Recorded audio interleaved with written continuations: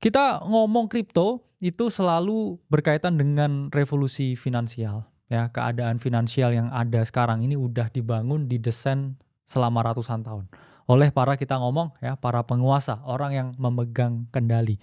Dan kemudian Bitcoin waktu itu muncul itu sebagai suatu bentuk penolakan terhadap sistem yang ada.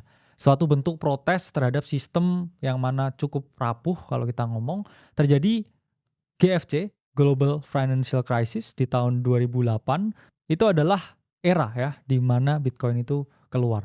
Kalau kita ngomong, kita udah sering sampaikan ke teman-teman sampai saat ini masih belum tahu siapa pencipta Bitcoin, tapi alias ya Satoshi Nakamoto itu lahir di krisis 2008. Ya, beliau ini muncul secara daring, anonymous dan kemudian menjelaskan dan juga membawa konsep Bitcoin ke kita semua. Jadi memang lahirnya Bitcoin itu ada andil besarnya ya dengan keadaan krisis finansial di tahun 2008. Waktu itu kepercayaan publik tuh sempat runtuh ya teman-teman. Kenapa? Karena banyak sekali ya bank-bank besar seperti Lehman Brothers di tahun 2008 itu collapse. Ya, keadaan yang mana orang berpikir apakah modern finance ini sesuatu yang bisa kita andalkan untuk jangka panjang? Karena kalau saya mau nyimpen duit di bank, ya terus banknya bangkrut, gimana masa depan saya pribadi, masa depan anak cucu saya, sehingga muncullah ya Bitcoin pada saat itu. Nah, waktu itu ya secara daring ada white paper Bitcoin yang diupload oleh Satoshi ya, yang berjudul Bitcoin a Peer-to-Peer Electronic Cash System. Di situ kalau teman-teman browsing ya secara online bisa dibaca ya, apa sih sebenarnya maksud utama dari Satoshi itu membuat Bitcoin dan sistem ya yang ada dalam jaringan Bitcoin itu seperti apa, teman-teman bisa pelajari lebih lanjut. Dan kemudian setelah saat itu ya Bitcoin itu membawa banyak sekali ya inovasi teknologi yang mana asas utama ya yang dibawa itu adalah transaksi yang transparan, aman dan juga tidak bisa dimanipulasi.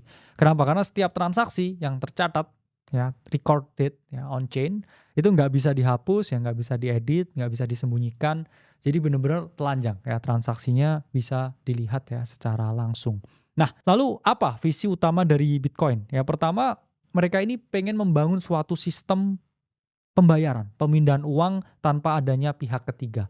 Selama ini kita selalu pakai pihak ketiga. Misalkan teman-teman mau transfer uang ke temennya ya yang ada di luar kota. Biasanya kita pakai bank ya. Bank itu adalah pihak ketiga yang menjembatani transaksi kita. Jadi saya mau kirim duit, teman saya mau terima duit, bank itu ada di tengahnya ya sebagai pihak ketiganya.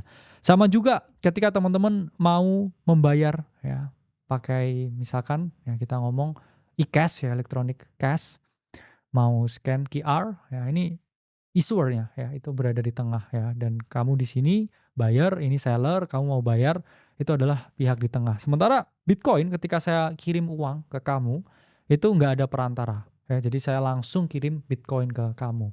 Oke. Dan kedua ya sistem yang terdesentral berkat jaringan blockchain ini tidak bisa ya dikontrol oleh pemerintah atau bank sentral.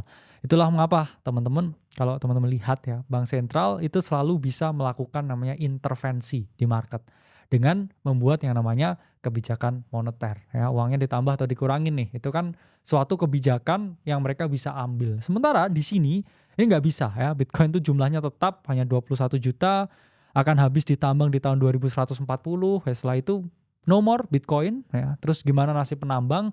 Penambang ini akan menjadi validator transaksi. Jadi mereka akan tetap dapat reward ketika jaringan Bitcoin ini dipakai. Saya mau kirim duit ke kamu, ya nanti pasti ada potongan fee-nya. Ya fee-nya itu adalah reward yang diberikan kepada para penambang. Dan sama ya, kita konsepnya ngomong Bitcoin itu aset yang sama seperti emas. Kenapa? Karena jumlahnya terbatas hanya 21 juta.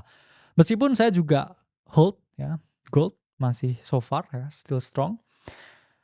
Emas ini juga punya liabilitas dari segi supply. Kenapa? Karena nggak ada yang tahu ya, bisa-bisa di Afrika ditemukan tambang emas baru, kemudian persediaan emas itu bertambah.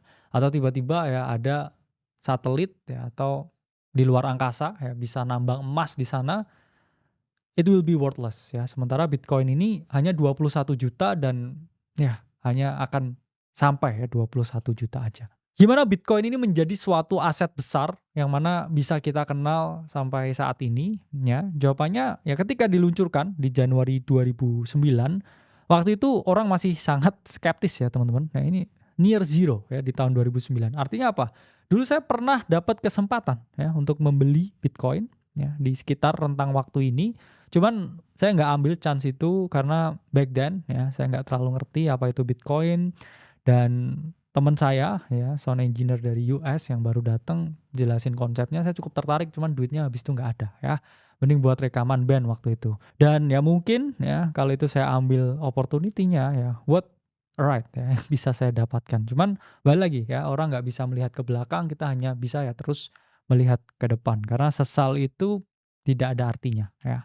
Nah, dalam perjalanannya Bitcoin itu mengalami yang namanya evolusi. Dan evolusi itu selalu ada ceritanya ya, ada historinya.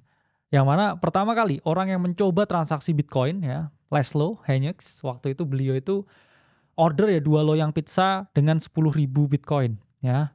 Waktu itu sekitar $25 sampai $40 dia beli pizza. Dan ini pizza termahal sedunia ya. Itulah mengapa setiap 22 Mei itu selalu diperingati ya sebagai Bitcoin Pizza Day. Cuman yang dilakukan ya oleh Laszlo ini merupakan sesuatu yang sangat revolutionary back then, dan juga menguji tesis bahwa oke, Bitcoin ini memang punya utility. Kita bisa transfer uang, kita bisa memindahkan suatu nilai dari satu orang ke orang yang lain. Cuman ya kita berdoa aja ya, semoga Laszlo juga memiliki wallet-wallet yang lain ya supaya dia nggak senyesek itu ya. Mungkin ya logikanya kalau dia 10.000 ya Bitcoinnya dipakai transaksi, ada ya pastinya side wallet yang dia sembunyikan ya. Kita berharap demikian. Nah, dulu memang Bitcoin tuh worthless ya teman-teman. Juli 2010 itu harganya hanya $0,04 ya. Kalau teman-teman waktu itu beli ratusan ya, mungkin ribuan. Sekarang mungkin teman-teman jadi orang yang sangat kaya raya. Cuman nggak bisa begitu juga ya, karena waktu itu harga itu pernah anjlok lebih dari 90% ya. Ketika harga ini drop dari $26 ke 0,01 ya. Jadi bohong kalau kamu bilang waktu itu kamu nggak jual. Plus waktu itu untuk memperoleh Bitcoin tuh likuiditasnya tuh sangat terbatas. Bahkan kalau kita ingat ya, Indodex ya, salah satu exchange paling besar dan exchange pertama di Indonesia ya, shout out untuk Indodex. Itu dulu ya masih jualan tuh bahkan di marketplace Facebook ya, persediaannya. Memang nggak setebal sekarang likuiditas, tapi over time ya adopsi kripto itu terus meningkat ya, dan kita juga bisa ya melihat perkembangannya. Kalau kita melihat ya di sini fase evolusinya memang ada beberapa ya ups and down. Dan 2014 ya kita melihat ya Mt. Gox yang jatuh ya akibat aksi hack yang sangat signifikan. Dan keadaan tersebut yaitu memicu bear market yang sangat panjang. Bahkan orang ngomong Bitcoin is dead ya, Bitcoin was dead. Kita melihat juga ya di tahun 2022 ya ada kehancuran FTX ya, dan juga hal-hal lain yang tidak kita kehendaki tentunya. Dan ketika 2017 ya bull run di tahun 2017, narasinya waktu itu Bitcoin itu adalah digital gold. Itu yang menjadi tesis utama di tahun 2017. Kalau kita lihat rally Bitcoin ya di siklus 2023, 24 ya, 25 itu didasari ya tesis oleh ETF ya, ETF approval. Setelah itu pro crypto president oleh Trump. Cuman ya kita nggak dapat significant amount of upside ketika Trump ini terpilih menjadi presiden. Kenapa? Ya karena kayaknya udah terlalu jenuh ya dengan narasi tersebut. Dan Trump hanya, saya ngomong, banyak janji, banyak opini, banyak wacana, yang mana wacananya itu tidak drive real demand. Kecuali dia beneran ya beli Bitcoin ya pakai dana kas negara, ya itu pasti akan membawa demand. Cuman kalau dia hanya memberikan kebijakan yang pro dan tidak diikuti dengan demand yang baru, karena kita melihat ya sekarang hanya MicroStrategy yang masih getol membeli Bitcoin, yang lain kayak udah mulai nyerah ya, udah nggak mau terlalu beli. Dan adopsi institusi yaitu memang pertama kali terjadi sangat besar ya waktu COVID-19 teman-teman. Ya waktu itu di tahun 2020-21 kita tahu Tesla itu beli, seingat saya 1,5 billion USD ya waktu itu. Dan kemudian diikuti MicroStrategy, kemudian PayPal and Venmo. Dan topnya ya Bitcoin itu di 69.000 di November 2021. Dan waktu itu ya ketika the Fed udah stop ya untuk menurunkan suku bunga dan market dapat turmoil ya waktu itu, dan terjadi koreksi yang signifikan, dan waktu itu cycle topnya ditandai dengan meme coin Euphoria dan juga NFT yang luar biasa gede ya waktu itu.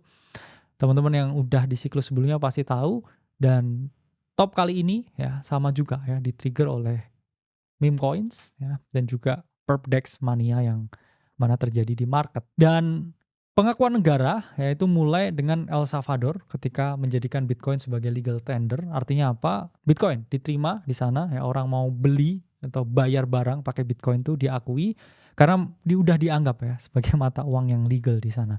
Dan ETF Bitcoin di-approve, oke, 2024, dan itu membawa ya injecting a lot of liquidity ke market, dan juga sentimen itu menjadi lebih baik.